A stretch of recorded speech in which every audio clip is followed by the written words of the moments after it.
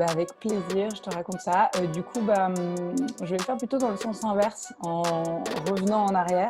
En Top. gros, j'ai terminé par une école de commerce qui m'a amenée à devenir chef de projet informatique pendant 10 ans, enfin OK. moins de 10 ans, 8 ans, quelque chose comme ça, avant de devenir entrepreneuse, mais ça on en parlera après je suppose. Mmh. Et avant de faire une école de commerce, j'ai fait une troisième année de sciences de l'éducation, en me disant à la fin de mes études, j'étais perdue, je ne savais pas ce que je voulais faire, encore une fois, j'allais essayer de me tourner vers le fait de devenir professeur des écoles. Et puis, cette troisième année a été, a été fatale. Je me suis dit non, mais ça va pas le faire. Je vais jeter les enfants par les fenêtres. Il faut que je change d'orientation. C'est comme ça que je suis allée en école de commerce. Je me suis retrouvée sidérée face à des blagues à caractère sexuel qui vraiment m'ont mis mal à l'aise, que là, j'ai pris conscience qu'il y avait vraiment un problème et qu'il fallait changer les choses. Et surtout, moi, ce que je me suis dit, moi, Elisabeth Chaudière, qui suis très à l'aise pour parler à l'oral, pour exprimer ce que je ressens, pour dire quand je suis pas OK, je Mmh. voyais que tu avais intégré depuis un certain nombre d'années le fait de me taire, Mmh. voire le fait de me retrouver dans une situation où je me sentais impuissante. Mmh. Et donc ça, et je me suis dit, si moi je ressens ça, mais alors qu'est-ce qui se passe pour les gens qui ont moins Ouais. qui sont moins expressifs, qui Mmh. ont peut-être moins de confiance en eux, etc. Mmh. ou en elles. Et donc là, je me suis dit, non, mais... Et je pense que j'ai quelque chose aussi de...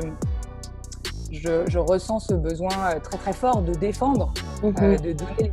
Moi, j'estime que personne n'a à dépenser de l'énergie pour se défendre de comportements sexistes ou de discrimination qu'il ou elle vit. C'est à l'organisation de s'organiser et de faire en sorte que ces comportements n'aient pas lieu d'être et que les personnes à l'origine de ces faits-là cessent d'eux-mêmes. Ouais. En fait, les personnes qui sont victimes n'ont pas à dépenser une seule énergie là-dedans, quoi.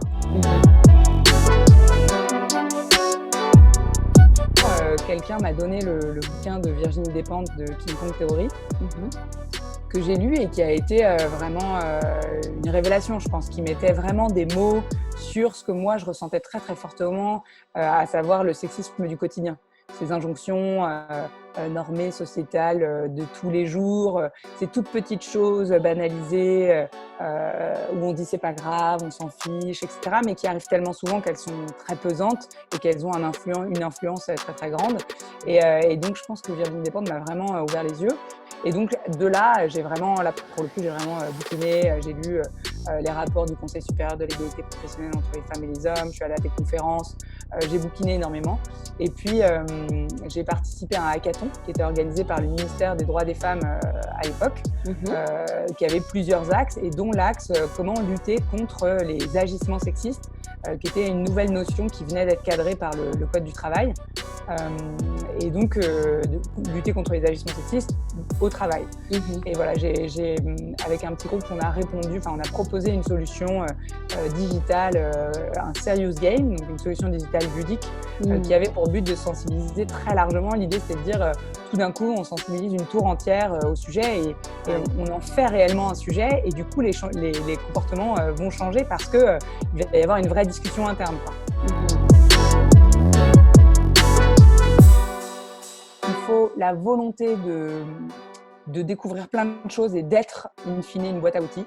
C'est-à-dire être capable de créer sa première newsletter tout seul, de la diffuser, de créer son site internet, de communiquer sur les réseaux sociaux, de créer ses produits, d'aller trouver des fournisseurs pour les créer s'il y a besoin de matériaux, de se former à tout un tas de compétences, en fait, qui sont très très larges, de devenir compétent minimum partout, plus d'avoir une vraie vision.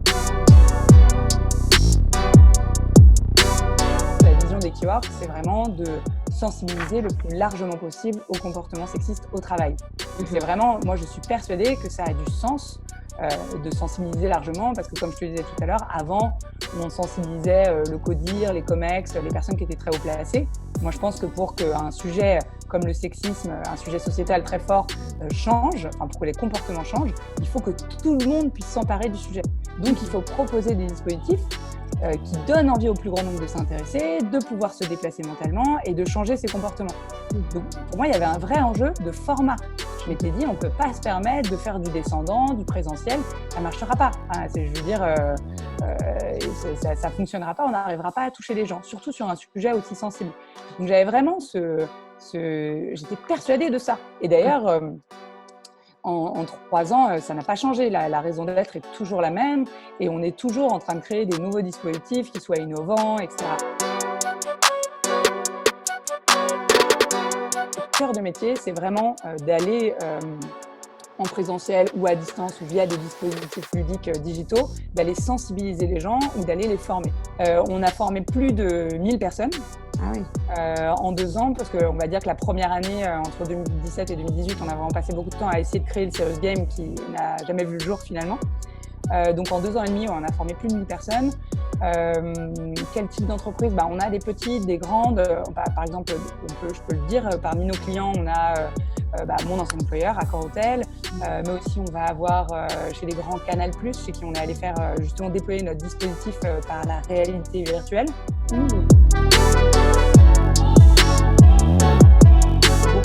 J'allais dire d'amour, mais je ne sais pas si c'est le terme exact, mais j'ai beaucoup de bienveillance pour les objections, les remarques, etc. Et en plus, moi, mon objectif, pour être tout à fait honnête, même si j'ai des objectifs très précis par formation, en vrai, mon seul objectif, c'est uniquement d'avoir planté une graine. D'accord. Moi, je me dis, j'ai une personne qui me regarde et qui me dit à un moment « Ah oui, effectivement », et c'est toujours le cas. Il y a jamais, ça n'arrive jamais dans aucune sensibilisation ou formation que tout d'un coup, il n'y ait pas une prise de conscience et qu'il soit verbalisé. Il y en a toujours une. Et juste une, ça me suffit. Et moi, je sais que le fait qu'il y ait cette personne qui ait émis cette prise de conscience et que les autres l'aient entendu, qu'il y ait eu des partages de choses, de choses vécues entre les personnes, ça a un impact. La capacité à s'entourer, c'est hyper important, c'est-à-dire la capacité à déléguer, à trouver des gens en qui on a confiance, à leur déléguer des choses, à vraiment avoir, moi aujourd'hui, je trouve que je me sens beaucoup mieux dans ce que je fais parce que j'ai un vrai réseau autour de moi, que j'ai des réflexes de je peux faire appel à telle personne pour faire telle chose, je vais peut-être demander à elle si elle n'a pas un contact là-dedans, etc. C'est le réflexe de se faire aider. En fait, quand on est entrepreneur, on est seul. Donc pour moi, seul, on ne va pas très loin et pas très vite. Donc si on n'est pas entouré, ça ne fonctionne pas. La dernière chose, c'est d'être complètement OK avec le fait qu'on va faire plein de choses qui ne vont pas fonctionner, mais que ça fait partie du chemin. Il y a beaucoup de programmes d'accompagnement. Typiquement, moi, je suis passée par la BGE Paris. Donc, c'est un accompagnement au sein de la ville de Paris ou d'Île-de-France, je crois que c'est un peu plus large, et qui va accompagner des entrepreneurs, des entrepreneuses sociaux, donc qui ont des sujets qui œuvrent pour un monde meilleur, entre guillemets. Et donc, qui va les accompagner et qui va leur proposer tout un tas de formations. Typiquement, moi, j'ai suivi des formations sur la gestion financière, sur quel statut je voulais avoir, quel était le meilleur statut par rapport à mes objectifs de vente, par rapport à ma rentabilité, par rapport à mon business model, etc. Et puis par rapport à ce que tu veux faire, parce que tu as aussi, d'un point de vue philosophique, comment est-ce que tu entrevois ton entreprise. Moi, par exemple, j'ai décidé de faire partie d'une coopérative d'activité et d'emploi. C'est une coopérative où il y a 200 entrepreneurs. Et aujourd'hui, le chiffre d'affaires que je fais est en partie reversé au fait d'aider d'autres entrepreneurs à grandir. Et que moi, je trouve très chouette. Donc voilà, j'aime beaucoup cette idée-là.